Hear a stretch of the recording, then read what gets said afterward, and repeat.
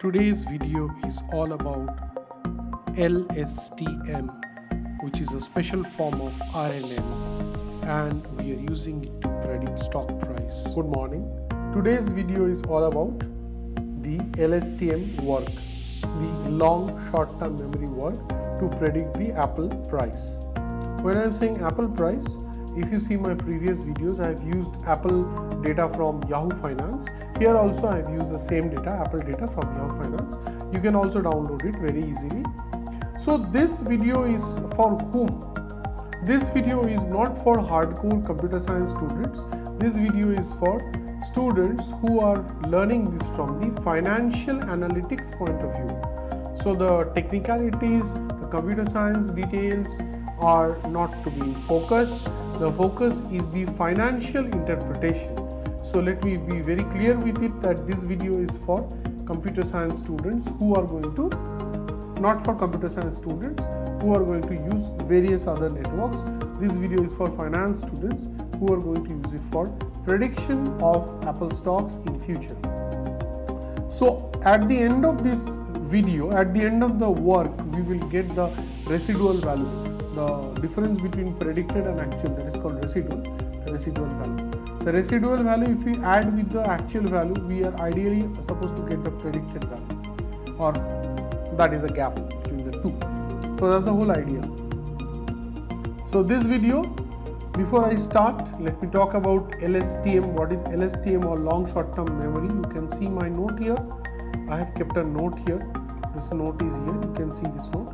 I would recommend all of you to read this blog where I have given this blog detail. It's a very famous blog from GitHub. If you read that blog about LSTM, you will get all technical details about LSTM. What is LSTM? How LSTM works? How it is a chain system? It is a neural network, but it's in a chain reaction. How the chain reaction happens? What are the logic behind it? All those things. So it is long short-term memory network. It is basically to understand and avoid the long-term bias.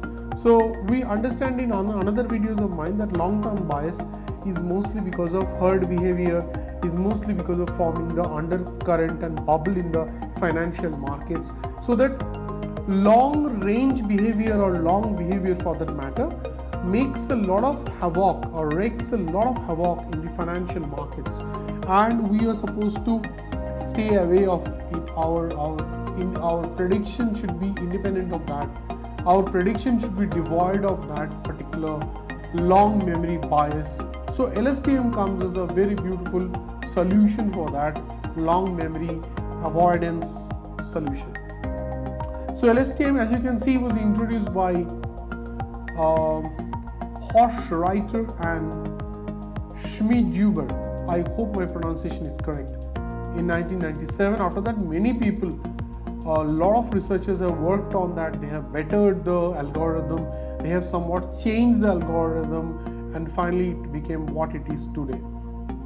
And it's like a chain, as I told you. It has got 4 neural network layers which are interacting with each other in a sequence. So please read the Cola GitHub blog, which I have given the link in the, you can see right now on the screen. So let's start the work here. So the work is actually done, but since all of you want to see, so basically all the data is here. You can see file name is Apple1 CSV. As I told you, the detail of the file, df is the data frame. Then, as I told you in the previous video, all the data is being put into here, and null we have rejected, because when you download the data from Yahoo Finance, there are a lot of null. That's why I have used that non-null object, so that objects which are non-null, they will only come. Otherwise, you can clean the data set, remove the null, and then you can come over here. That's also possible, fairly possible. Okay. So now let's see the entire code. You can run this whole code. So I'm going slow so that you can note down the code, you can run the code. And memory usage, as you can see, 68.9 plus KB. You can slowly see the video, and you can replicate the code, and you will get the similar result if you have the same data. Okay. Then I have defined the data frame, that is a date frame, and I have defined the columns open, high, low, volume, and the in place, that is true, everything is in place. I want to use the split percentage, so I've split it like 20 and 80. So what is the split percentage? Basically the training and the testing data. So my training data is approximately 80% and my testing data is 20%. So that's what the split percentage is all about. Then I have given the train and the test at the same time. You can see those algorithms. And then I have given the print of the length so that the training and testing results come out. So here you can see the training is on 1007 data points, total 1259 data points are there. Out of that, 1007 data points are training and 252 data points are for testing.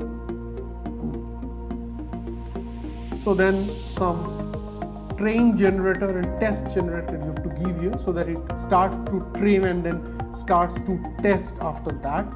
You have to define the batch size. I have defined the batch size here, you can see it. You can take the batch size defined by me. Then from Keras models, I have Keras models at the base. So I have Keras installed in my machine. So you need Keras installed and Keras has the LSTM data pack. So obviously automatically it comes from there. So I have given the activation function as ReLU function. So if you see my activation function video, there are many activation functions, and the logically I have told in that video that try to avoid tan H and sigmoid as much as possible, but a lot of people use that, no offense, but I personally prefer ReLU function a lot over sigmoid and tan H, and detailed discussion is there already in that video. If you want to see that, you see that video. Then you can see I have given the optimizer here and the loss is here, MSE is the loss, and the whole work has been generated. Interesting point here, 30 epochs are there, that is 30 iterations are there, that is the output to input, the back propagation of the loss, and that thing gets corrected. All those things 30 times it happened, but unfortunately, unfortunate that it didn't reduce much. That means this particular network, I can show it for a purpose of academic interest, but I don't think, I'm being very honest and candid, I don't think that with this kind of losses, if you tell me that from industrial perspective, can I take this data and use it for industrial perspective, I would be quite apprehensive about it. I'm being very honest. I don't even spare my own results and own data. If you see my videos, you'll see that. So I'm being very honest on that. Losses are pretty much 23,773 here, and at the end of the 30th epoch also the losses are pretty high, 23,335. That says that somehow the model didn't train better, so probably we have to use some other algorithm. So then I have used the plot, how the plots will come, different plots will come. So all the plots, the train, the test, and all the plots. I'm going slow so that you can write down. You can also stop the video and note down the code and then put the code back in Python, that is Jupyter Notebook, and you will get it. It's very easy in Python. Don't forget to do this plot.show, because so don't forget to get this plot.show for the plots to show, then the closing data, then the prediction. This part is very important, the last part, prediction, the number prediction. We're basically predicting at the last the prediction and then the residual, the error, so-called error, the error which is changing with time. You can see the heteroscedastic error. The error is actually not homoscedastic here. So how to run this? I told this in the before also. Basically kernel and then restart and run all. I'm not doing it because it takes a lot of time. I've done it already previously. So I'm just scrolling down slowly and I'm showing it. So this is the residual you can see now. This plot, forecast, dates. SS is basically the squared errors, sum of errors that will come. And then the output. This is the output, this is a residual output. So residual is changing a lot. In fact, this is a future date residual. So today is 15th of July 2020, and you can see here some future dates are here, and the calculations are done in the future dates.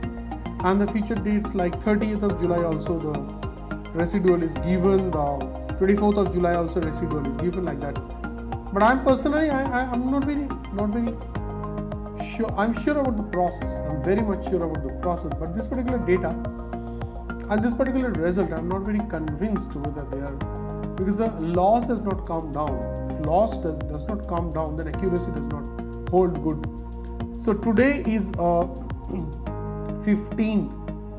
So if you go by this, we are here, somewhere here in the down scenario, and stock market is going to go up. That is, the price of Apple is going to go up from here sharp, and is going to kind of get stabilized after say 17th.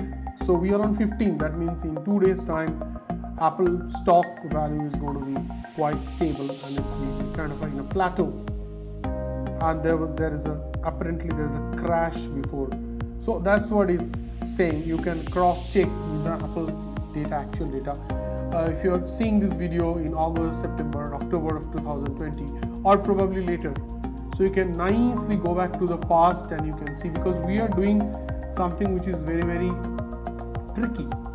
We are trying to see something which is gonna come in the future. So I'm not saying it's 100% correct, I'm not saying it's 100% relevant, I'm not saying it's 100% accurate, but this is the way to do it. This is the way. Multiple times you have to train the network. Multiple times when you train the network, probably then slowly over a period of time, you'll come to a point where the network gets trained and it gives better results.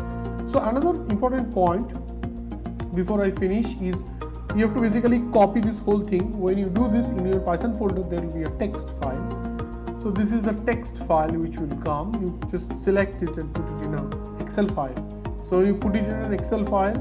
The Excel file looks like this. So you'll get all the residuals. So this will be the date and timestamp, and this is the residual. Timestamp you have to ignore. And if it is a high frequency data, then timestamp is very important. And you can see all the residuals. So residual is again the difference between the predicted and the actual. So you can see the prediction value from somewhere, add this residual, and ideally you are supposed to be at the actual level. Ideally, I must say here. Okay, because I'm apprehensive because of only one factor, because the loss, I'm again taking you back there, I'm pretty apprehensive because of that factor, because the loss generally gradient descent happens, so loss comes down. Here gradient descent didn't happen much. 23,773, it came down marginally to 23,355. So it's a very, I must say it's a marginal descent, gradient descent. It's not a very drastic gradient descent. So obviously the loss remains inside. The penalty of the error is needed here, but the error is not penalized so much. So under that circumstances, we have to take it with a pinch of salt, probably the results. That's what my humble and candid submission, but the method is this. So I hope that you have noted down the code slowly, and if you have not noted down, then you can stop this and note down any point of time. Please press a like button and please press the subscribe button if you have not done it. Please see this space for more and more videos from financial analytics.